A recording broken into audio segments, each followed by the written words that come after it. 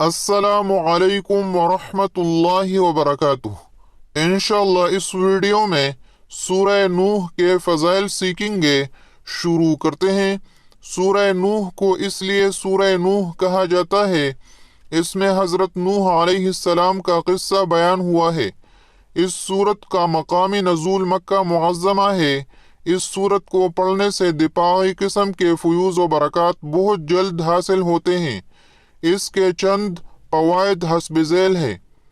اس سورت کو پڑھنے سے ایمان میں پختگی پیدا ہوتی ہے، اور اگر کوئی دشمن نیک کام میں رکاوٹ ڈالتا ہو تو اس سورت کی خیر و برکت سے پسپا ہو جاتا ہے۔ اگر کسی شخص کو کوئی دشمن بہت تنگ کرتا ہو اور جا بجا ذلیل و خوار کرنے کی کوشش کرتا ہو تو اسے چاہیے کہ اس سورت کو 11 روز تک روزانہ 111 مرتبہ پڑھے۔ انشاءاللہ دشمن سے نجات ملے گی اور ظلم کرنے والا خود ہی اپنے انجام کو پہنچے گا۔ یہ سورت مال میں برکت اور تجارت کے نفع کے لیے بہت اکثیر ہے۔